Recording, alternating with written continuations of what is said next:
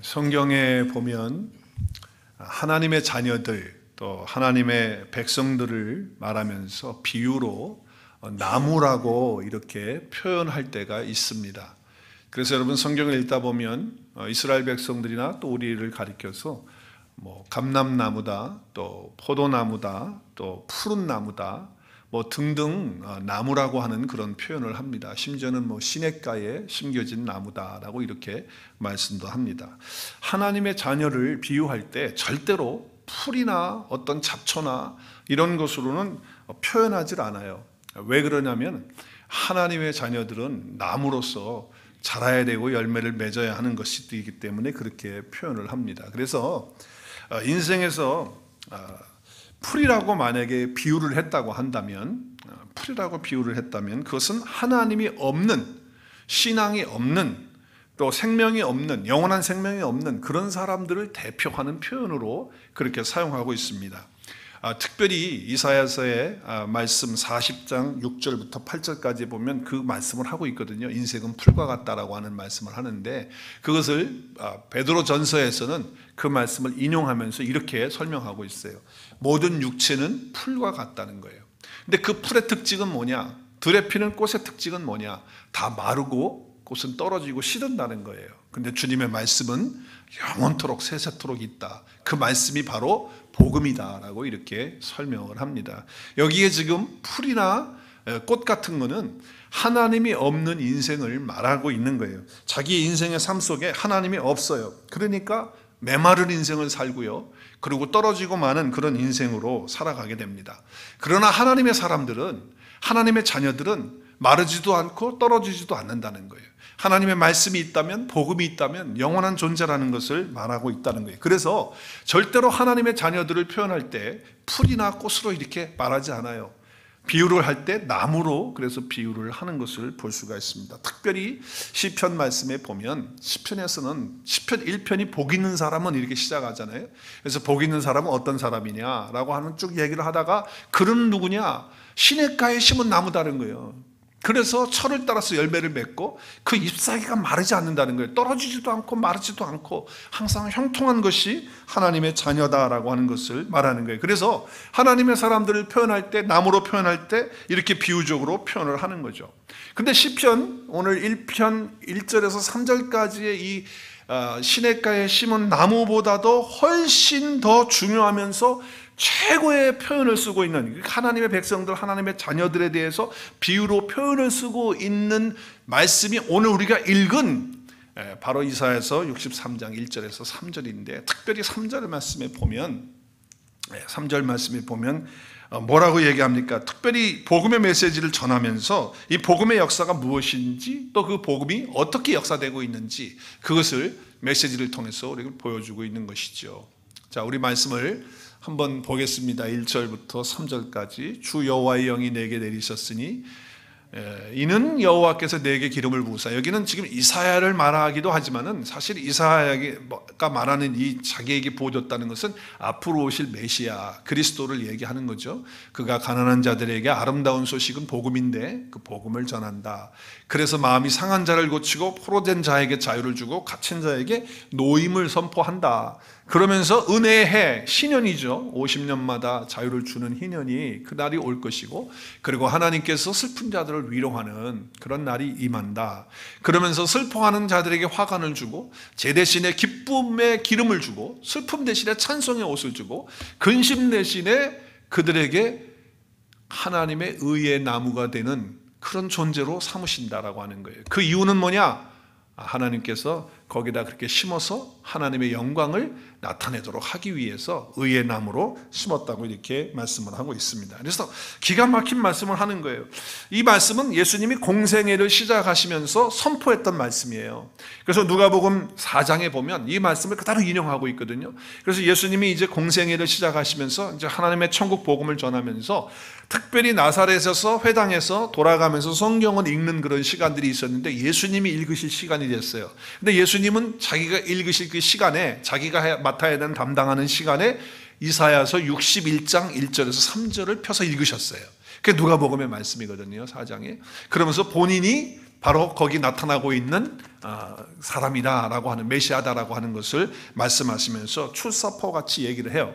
그래서 누가복음 4장 21절에 보면 이렇게 얘기해요. 이에 예수께서 그들에게 말씀하시되, 이게 무슨 얘기냐면 지금 그 위에 있는 말씀들을, 그러니까 이사야서 61장 1절에서 3절까지의 모든 말씀을 다 설명하신 후에 그들에게 말씀하시되, 이 글이라는 게 뭐예요? 이사야서 61장 1절에서 3절까지의 이 말씀이 오늘 지금 이 시간에 너희 귀에 응했다, 들려졌다, 깨달아졌다, 이제 이렇게 말씀을 하고 있는 것입니다. 자, 그러므로 어떻게 보면 이 복음의 말씀에 어떤 출사표와 같은 그런 말씀을 선포하시면서 내가 이제 이 복음을 전하는 자로 섰다라고 하는 것으로 말씀하시는 거죠. 그러므로 이 말씀은 복음이 무엇이냐, 그리고 복음은 바로 회복이다라고 하는 것을 말씀하고 있는 거예요. 복음은 우리에게 주시는 회복이에요. 여러분, 복음이 내 인생 가운데 들어오면 내 인생이 회복되는 줄로 믿습니다. 복음이 내 가정 가운데 들어오면 내 가정이 회복되는 줄로 믿습니다. 이 복음이 나라 가운데 들어오면 나라가 회복되어지는 줄로 믿습니다. 복음은 회복이라는 것을 말씀하고 있는 거예요. 기름 부음 받은 자, 메시아, 그는 그리스도예요. 그리스도가 기름 부음 받은 자라는 뜻이니까요. 그런데 그분이 오면 굿뉴스를 준다는 거예요. 그게 가스펠이죠. 굿뉴스는 아름다운 소식인데, 아름다운 소식은 바로 복음이다. 근데 복음을 받는 사람들이 누구냐, 그리고 들려주는 사람이 누구냐, 가난한 자들에게 들려준다는 거예요. 그러면 가난한 자들이 누구냐는 거죠. 가난한 자들은 물론 물질이 없어서 가난한 사람들도 될 수가 있어요. 포함하고 있어요. 그러나 여기서 지금 말씀하는 가난한 사람은, 한번 따라하겠습니다. 주님 말씀 가운데 가난한 사람은 천국 복음이 없는 사람들입니다. 그러니까 천국 복음이 자기의 것이 되지 않은 사람들이 다 뭐예요? 가난한 사람들이라는 거예요. 그 가난한 사람들에게 메시아가 오셔서, 기름 부음 받은 자가 오셔서, 그리스도가 오셔서 그들에게 복음을 전할 때 그들이 천국 복음을 받아들이게 되는 그런 역사를 말씀하고 있는 거예요. 그렇기 때문에 천국 복음이 없는 자들이 바로 그리스도의 복음이 없는 자들이고 다른 복음을 가지고 있는 자들이 되는 거죠. 그래서 그리스도의 복음은 어떤 복음입니까? 우리를 그리스도 예수 안에서 새 언약 안에 우리를 있게 했어요. 새 언약 안에. 그래서 이스라엘 백성들과 함께 상속자가 되고 그 후사가 되는 거예요. 그리고 그리스도와 함께 또 이스라엘 백성들과 함께 한 지체가 되고, 그리고 함께 하나님의 약속에 동참하는, 함께 참여하는 그런 자가 된 거예요. 그래서 복음으로 부자가 되게 해주는 그런 말씀을 지금 하고 있는 것이거든요. 그래서 그리스도와 내가 연합되어서 같이 살면서 주님이 나에게 주신 그 복음으로 말미암아 내가 이제 가난한 자가 아니라 부한 자가 되어서 그 부한 것을 누리면서 이제 나누어 주는 그런 삶으로 살게 해주신 거예요. 그래서 하나님의 그 크신 은혜가 우리 가운데 주어지는 것을 말씀하는 거죠. 그래서 이것은 바로 회복의 역사가 일어날 때 이것이 나에게 주어진다는 거예요. 자, 그래서 예수님께서 이런 말씀을 하셨죠. 우리 주 예수 그리스도의 은혜를 너희가 알거니와. 그러니까 우리가 하나님의 은혜를 우리가 다 알잖아요. 근데 그 아는 것이 뭐냐? 부요하신 이가 누구예요? 모든 것을 다 가지고 계신 분이 예수님이시거든요. 그분이 누구를 위해서? 너희를 위해서가 아니고 나를 위해서 가난하게 되셨어요. 나를 위해서 죽으셨어요. 그리고 정말 가난한 자처럼 사셨어요. 그렇게 사신 이유는 그 가난함으로 인하여 나를 어떻게 하려고? 부요하게 하려고. 여기는 바로 복음으로 부요해지는, 천국 복음으로, 말씀으로 부요해지는 것을 말씀하고 있는 거예요. 그래서 예수 그리스도를 갖게 되는 사람은, 천국 복음을 가진 사람은 모든 것을 가진 예수 그리스도의 것을 다 갖게 되는 사람이기 때문에 부요를 누릴 수밖에 없는 거예요. 부요를 누린다는 것은 뭐예요? 기쁨을 누리는 거예요. 감격을 누리고 감사를 누리고 평안을 누리는 것을 말씀하는 거예요. 그래서 예수님께서 우리를 이렇게 본인이 가난하게 되시면서 십자가를 지시고 죽으심으로 우리를 부요하게 해주신 그 사건이라는 거예요. 근데 어디에 부요를 주시는 것이냐? 세상에 어떤 물질적인 부요도 줄 수 있지만 그거와 관계없이 내가 부자가 됐든 가난한 사람이 됐든 물질적으로 세상적으로 그 관계없이 하나님은 어떻게 하셨다? 세상에서 심령이 그 가난한 사람들을 택하셨어요. 택하셔서 어떻게 했어요? 어디에 부요하게 하셨어요? 어디에? 믿음에 부요하시게 하셨어요. 믿음. 우리를 믿음에 부요하도록 하신 거예요. 왜 그러냐면 자기를 사랑하는 자들에게 뭘 주셨으니까? 약속하신 하나님의 나라를 상속해서 우리에게 주셨기 때문에, 하나님의 나라가 우리 가운데 임했기 때문에 우리는 부유한 자가 된 거예요. 어디 안에서? 믿음 안에서 부유한 자가 된 거라는 거예요. 엄청난 축복을 우리에게 주셨다고 하는 거죠. 뿐만 아니라 그리스도 예수 안에서 우리는 하나님의 아들이 됐어요. 양자가 됐어요. 그 양자가 되었다는 건 뭐예요? 아들이 되었다는 것은 아버지가 가진 모든 것들이 다 누구에게 오게 되는 거예요? 아들에게 주어지는 거예요. 상속을 받는 거예요. 우리 그래서 갈라디아서 3장 26절은 큰 소리로 같이 너희가를 갖다 빼고 내 이름을 부르고 한번 읽도록 하겠습니다. 시작. 성우가 다 믿음으로 말미암아 그리스도 예수 안에서 하나님의 아들이 되게 하셨으니, 할렐루야. 하나님의 아들이 됐다는 건 하나님의 것이 다 내 것으로 유산이 되었다는 거예요. 그러니까 이제는 가난한 자가 아니고 복음 안에서 그리스도 예수 안에서 진짜 부유한 자가 됐다는 거예요. 부유한 자가 됐다는 거예요. 부자가 만들어진 거죠. 부자가. 그래서 우리는 하나님의 그 은혜로 말미암아 예수 그리스도 안에서 하나님의 유업을 받은 자로서 하나님의 아들이 되었기 때문에 이제는 뭐예요? 마음껏 기쁨을 누리고 감격을 누리며 살도록 그렇게 하셨다는 거죠. 이것이 복음이에요. 그래서 우리의 모든 삶을 싹 바꿔주신 거예요. 회복시켜 주신 거예요. 이것이 복음의 메시지라는 거예요. 그러니까 메시아 그리스도가 기름 부은 자가 오시면 복음으로 회복하는 일을 하겠다고 선포한 것이 오늘 말씀인 거예요. 그래서 오늘 말씀 다시 한번 메시아가 오셔서 하실 일들에 대해서 우리 한번 선포하는 시간, 그분이 뭘 하시는지 우리 1절부터 2절 같이 읽겠습니다. 시작. 주 여호와의 영이 내게 내리셨으니 이는 여호와께서 내게 기름을 부으사 가난한 자들에게 아름다운 소식을 전하게 하려 하심이라. 나를 보내사 마음이 상한 자를 고치며 포로된 자에게 자유를, 갇힌 자에게 노임을 선포하며 여호와의 은혜의 해와 우리 하나님의 보복의 날을 선포하며 모든 슬픈 자들을 위로하되 라고 하는 말씀을 주시는 겁니다. 이게 뭐예요? 지금 회복이에요. 회복시키신다는 거예요. 그러니까 복음이 들어오면 가난한 자가 부하게 되면서 회복이 일어난다. 회복이. 그리스도 예수 안에서 엄청, 이게 복음이에요. 이렇게 복음은 회복이라고 선포한 후에, 그러면 이렇게 회복된 인생이 그러면 어떻게 이제 의의 나무로서, 나무는 게 나무인데 그냥 나무가 아니고 의의 나무가 됐다. 그래서 우리 모든 그리스도인들은 이제 의의 나무가 된 거예요. 그냥 나무가 아니에요. 의의 나무 같은 성도가 된 거예요. 그래서 오늘 3절 말씀에 보면 3절에 뭐라고 말씀하고 있습니까? 그들이 의의 나무가 되었다고 말씀하고 있는 것이죠. 한번 따라하겠습니다. 모든 그리스도인들은 다 의의 나무와 같은 성도입니다. 네, 저와 여러분이 다 의의 나무면 인사하겠습니다. 의의 나무이십니다. 인사하겠습니다. 의의 나무이십니다. 의의 나무이십니다. 네. 여러분, 그냥 나무가 아니에요. 이제 의의 나무인 거예요. 의의 나무라고 하면 뭐예요? 그 의의 나무가 됐다는 건 뭐예요? 예수 그리스도께서 우리를 위해서 죽으시면서, 우리 죄 때문에 죽으시면서 우리의 모든 죄를 다 본인이 전가해가지고 다 짊어지고 죽으셨잖아요. 그렇죠? 그리고 자기가 가지고 계신 그 의를 나에게 옮겨주셔서 그리스도 예수가 들어오면서 그 의가 나에게 들어오게 된 거예요. 그러니까 예수님이 빠져버리면 나는 여전히 죄인이지만 예수님이 내 안에 들어오게 계시고 그분의 의가 나의 것이 된 사람은 하나님 앞에서 의롭다함을 받은 의인이 된 거예요. 그렇기 때문에 우리는 그냥 나무가 아니고 무슨 나무? 의의 나무가 된 거예요. 얼마나 감사해요. 하나님의 은혜라는 거예요. 이게 하나님의 은혜예요.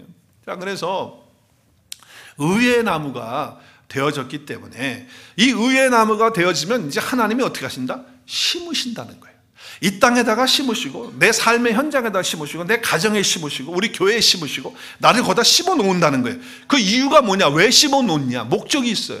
왜 심어 놓으세요? 심어 놓으신 이유가 뭐죠? 하나님의 영광을 나타내게 하기 위해서. 우리를 의의 나무로 이곳에 심어 놓으셨다는 거예요. 그것이 하나님의 뜻이고 계획이라는 거예요. 자, 하나님께서 당신의 영광을 나타내시려고 의의 나무를 심으셨다. 의의 나무는 누구예요? 저와 여러분이라는 거예요. 이 땅에다 심어 놓으셨다는 거예요. 자, 그동안 제가 많은 사람들을 만나가지고서 이야기도 하고 뭐 여러 가지 상담도 하고 그렇게 하다 봤는데, 근데 제가 상담을 하면서 느끼는 게 뭐냐면, 어떤 사람은 자기의 삶을 아름답게 사는 사람이 있는데 어떤 사람은 참 불행하게 살아. 그것도 교회를 지금 다니고 있는데 말이죠. 나하고 상담을 하면서 이야기를 하면서 그거를 느껴요. 근데 그 이유가 뭔가 생각을 해봤어요. 왜 이게 나누어질까? 왜 이렇게 두 분류로 나누어질까? 라고 생각할 때 지금 자기가 있는 이 자리가 하나님이 심어놓으신 자리라는 것을 몰라. 그걸 깨닫지 못하고 있는 사람은요, 원망이 속에 있고 늘 불평이 있고 그리고 만족이 없어. 근데 하나님께서 자기를 지금 이 가정에다 심어놨고 이 교회에 심어놨고 이 직장에다 심어놨다고 하는 것을 믿고 확신하는 사람은요, 아름다운 삶이 그 마음속에 있는 것을 보게 되는 거예요. 그래서 지금 이 자리에 와 있다라고 하는 것, 그럼 우리가 볼 때는 내가 선택해서 와 있는 것 같고, 또 내가 이렇게 지금 살고 있는 것, 이 미국에서 살고 있는 것도 내가 선택해서 여기 있는 것 같이 이렇게 우리는 생각하잖아요. 근데 그게 일이 잘 됐다고 치면 이렇게 생각해요. 그거 봐라, 내가 선택을 잘해가지고 이렇게 좋은 것을 결정했기 때문에 이렇게 한다고 하는 그런 교만한 마음이 사람들 속에 있어요. 그래서 어떤 사람은 그런 얘기를 막 할 때 보면요, 정말 눈 뜨고 못 볼 정도예요. 그런 얘기를 하는 사람들 보면. 그런데 그때 내가 어떤 것을 잘못 선택해가지고 이렇게 힘들어졌다는 얘기를 할 때, 그때를 보면 그것도 그때 상황이 그게 그렇게 되었기 때문에 할 수 없이 선택을 했다는 거예요. 그때 선택을 하지 말았어야 되는데 상황이 그렇게 되어서 선택했다고 하는 사람은요, 마음속에 불평이 있는 거야. 그리고 원망이 있고, 그리고 상황에 대한 책임을 전가시켜버려. 자기가 책임 있는 게 아니고 상황에, 그때 그 상황 때문에 그렇다는 거예요. 종종 보면 사람들 중에 이런 사람들이 있어요. 내가 견책해서 선택했는데 그게 잘 안 되잖아요. 그러면 내가 내 발등을 찍었다는 그런 얘기를 하더라고요. 내가 내 발등을 찍었다. 이것은 자기 선택에 대한 절망적인 그런 고백이거든요. 어떤 사람은 그게 아니라 반대로 이렇게 또 얘기하시는 분이 있어요. 내가 선택한 것이 아니라 남이 나를 등을 떠밀어 가지고 내가 할 수 없이 저 인간이 나를 등을 떠밀어 가지고 내가 그때 하고 싶은 마음이 별로 없었는데 저 인간 때문에 내가 이거 하게 돼 가지고 지금 이렇게 힘들게 됐다. 이렇게 생각을 하는 거예요. 그러니까 아름답지 못한 삶을 살게 됩니다. 또 어떤 사람은 이렇게 얘기해요. 내가 이민 안 오려고 그러는데, 이민 생활 너무 힘드니까 그래. 내가 이민 안 오려고 그러는데, 모든 식구가 다 가는데 내가 안 갈 수가 있어야지. 그래서 할 수 없이 왔는데 이 고생을 하고 있다는 거예요. 어떤 사람은 모든 것을 또 운명으로 생각해가지고, 여러분, 신앙생활하는 사람들은요, 그리스도 예수 안에 있는 사람들은 운명이 어디 있어요? 그런 거 없거든요. 사주팔자 그런 거 없잖아, 우리에게는. 그런데 맨날 운명을 따지면서 생각하니까 허무함이 오고 허탈한 마음이 오고, 그리고 뭔가가 마음에 채울 수 없는 그런 것들이 있는 거예요. 또 그 다음에 어떤 사람들은 아예 몰라. 자기도 몰라. 남도 모르지만 자기도 몰라. 내가 왜 어쩌다 보니까 여기까지 왔다는 거예요. 나도 모른다는 거예요. 이런 얘기를 하시는 분들은요, 절대로 삶이 아름답지 않더라고. 그런데 정말 아름다운 인생을 보면 여러 가지 이유가 있겠지만 그 중에 가장 근본적인 이유는 뭐냐면 하나밖에 없어요. 그 모든 상황이 어떤 상황이든지 간에 내가 지금 이 자리에 있다는 거, 그것이 어려운 상황이 됐든 좋은 상황이 됐든 어떤 상황이 됐든지 간에 하나님이 나를 여기다 지금 심어 놓았다라고 하는 확신을 가지고 있는 사람이더라, 그 말이에요. 그런 사람은 삶이 아름다워요. 그리고 마음이 기뻐요. 그리고 행복이 있어요. 왜냐하면 답을 얻었기 때문에.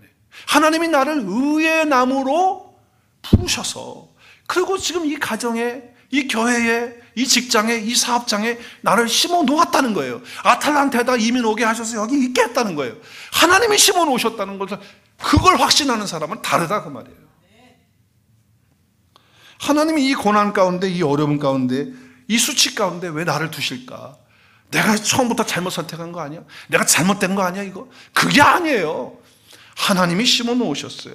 하나님이 왜 그랬어요? 하나님이 왜 심어 놓으셨죠? 아까 말씀드렸어요. 왜 하나님이 의의 나무로 나를 여기다 심어 놨어요? 왜? 하나님의 영광을 나타낼 자이기 때문에. 할렐루야! 저 여러분이 그렇기 때문에 이곳에 심어 놓은 거란 말이죠.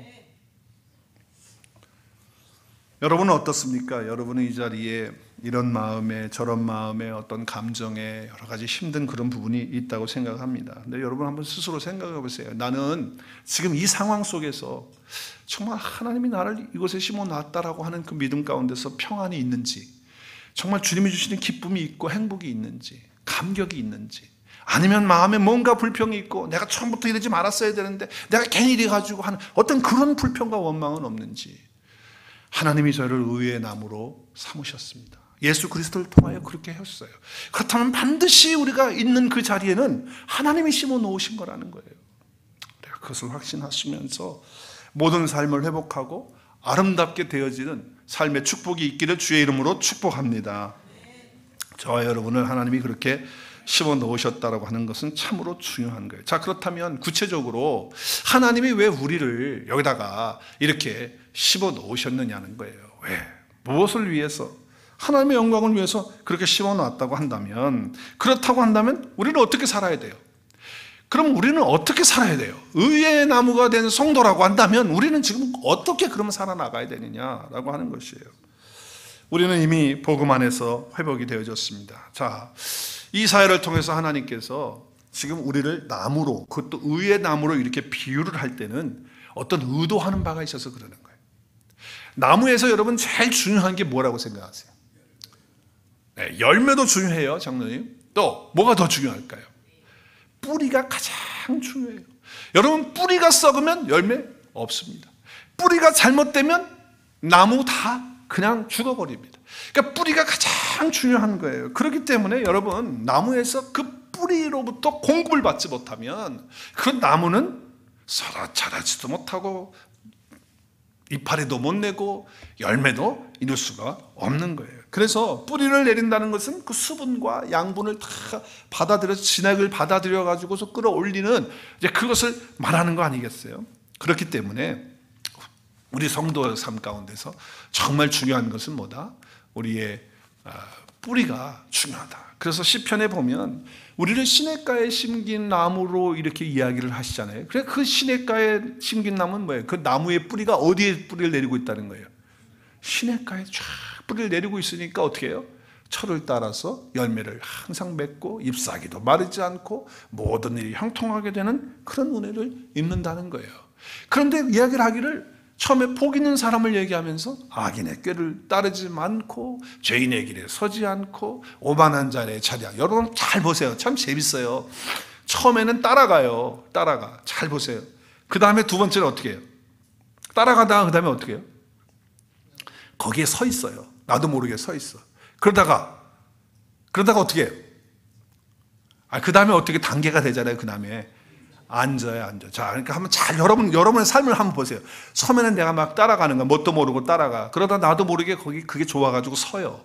그러다가 뭐예요? 이제는 그 자리에 앉아 있는 거예요. 나도 모르게. 그게 죄예요, 그게 죄. 그러나 시냇가에 심은 나무는 어떤 사람이냐? 여호와의 율법의 말씀을 다 기뻐하고 즐거워하는 거예요. 그리고 그 말씀을 아침 저녁으로 생각하고 묵상하고 읽고 그렇게 하는 거예요. 그러니까 그 뿌리의 진액은 결국 말씀을 통하여, 말씀 묵상을 통하여 주어지는 거다. 주어지는 거. 그러니까 우리가 의의 나무가 됐다고 한다면 그 첫 번째로 중요한 게 뭐냐? 아버지의 말씀, 그것을 주야로 다 묵상하고 마음에 담고, 그래서 그것이 진액이 돼가지고 나에게 오게 될 때 아름다운 열매를 맺게 된다는 거예요. 그래서 하나님 말씀 때문에 뿌리를 박는 거예요. 그렇기 때문에 그 말씀을 날마다 묵상하기 때문에 어떻게 된다? 그 가운데서 소망을 가지고 살아가는 성도들이 그 모습이 의의 나무의 모습이다라고 하는 거예요. 의의 나무의 모습. 그래서 여러분 정말 이 말씀을 좀 읽고 묵상하고 하는 그런 부분들에 있어서, 그래서 그 말씀을 통해서 하나님의 음성을 듣는 것을 정말 중요하게 여겨야 된다는 거죠. 때로는 상처받았기 때문에, 상처받은 것 때문에 다른 사람 미워하는 마음이 생길 수 있어요. 그리고 용서하지 못하는 것이 내 마음속에 있을 수 있어요. 그럴 수 있죠. 그때 여러분 그 상함의 음성을 듣기 시작하면요, 계속 그게 들려오면 우리는 회복이 안 돼.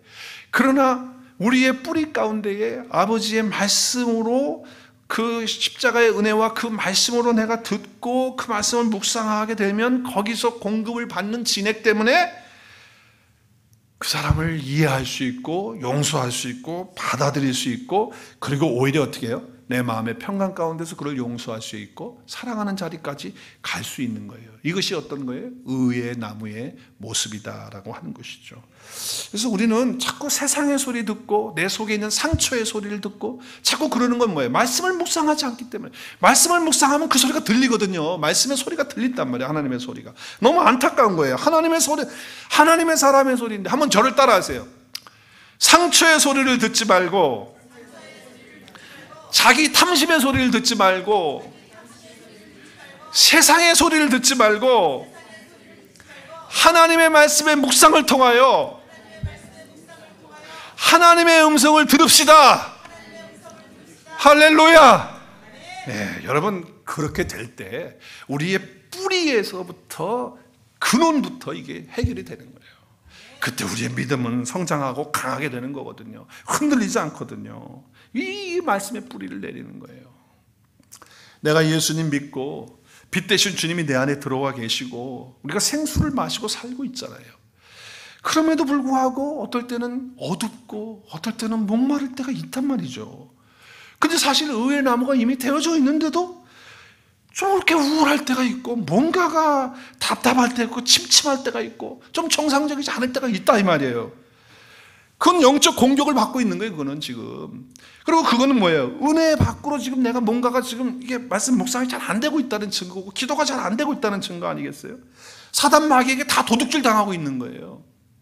그러니까 여러분 그런 마음 상태를 갖다가 그냥 놔두면 안 돼요. 절대로. 그런 마음 상태, 내가 왜 이러지? 그리고 그냥 두면 안 돼요. 우리는 어떻게 해야 돼요? 방치하는 사람이 아니라 어떻게 해야 돼요? 그것들을 갖다가 어떻게 해야 됩니까? 우리가 그것을 이제는 우리 마음속에 오직 한 가지, 예수 그리스도의 그 은혜를 사모하면서 그 내가 의의 나무가 된 것으로 인해서 복음이신 예수 그리스도 앞으로 더 매달리면서 나갈 수 있기를 바라고 말씀을 붙들고 나가는 저와 여러분이 될 수 있기를 바랍니다.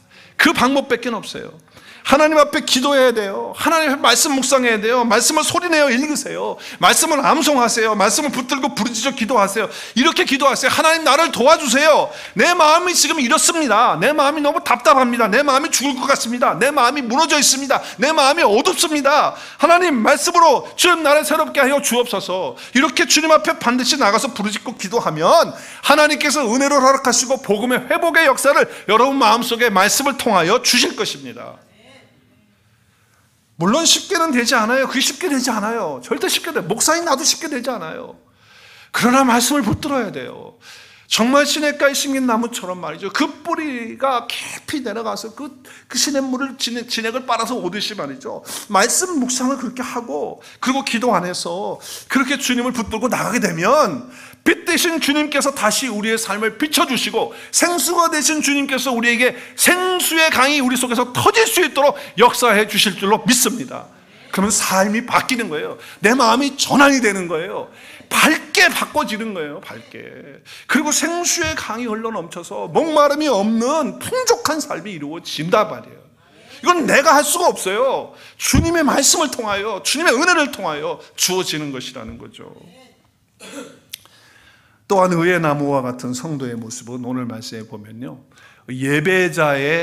예배자로서의 하나님 앞에 영광을 나타내는 것을 말해요. 하나님 앞에 내가 예배자가 돼서 내 삶에서 예배를 드리고 그리고 우리 교회 정한 예배 시간에 빠지지 않고 예배에 집중하고 예배에 목숨을 거는 그때에 하나님의 영광을 나타낸다는 거예요. 오늘 말씀에 보면 복음에 대한 메시지가 1절부터 3절까지고요. 4절부터 11절까지는 그 복음에 대한 회복의 메시지를 쭉 하시면서 쭉 하시잖아요. 회복에 대한 메시지를 쭉 구체적으로 하시면서 어떻게 될 것이라고 하는 것을 얘기하시면서 예배가 얼마나 중요하고 예배가 회복돼야 된다는 말씀을 해요. 그 키가 되는 말씀이 6절이에요. 자, 6절 보면 여호와의 제사장이라 일컬어만, 여러분 제사장이라고 일컫고 하나님의 봉사자라고 하는 이 말은 무슨 얘기입니까? 이건 바로 예배를, 제사장은 예배하고 연관이 되는 사람이에요. 하나님과 사람 사이에 중재 역할을 하면서 그러면서 하나님 앞에 예배로 나갈 수 있도록 하는 사람이 그 사람이 제사장이란 말이에요. 그리고 그게 바로 하나님의 봉사자라는 거예요. 그러니까 예배를 통해서 하나님의 영광을 나타낸다는 거예요. 그 예배가 오늘 10절에 보니까 11절에 보니까 바로 뭐예요? 모든 나라들이 하나님 앞에 찬송을 드리는, 그래서 그 앞에서 그 찬송이 솟아나는 그 역사가 바로 예배의 역사라는 거예요.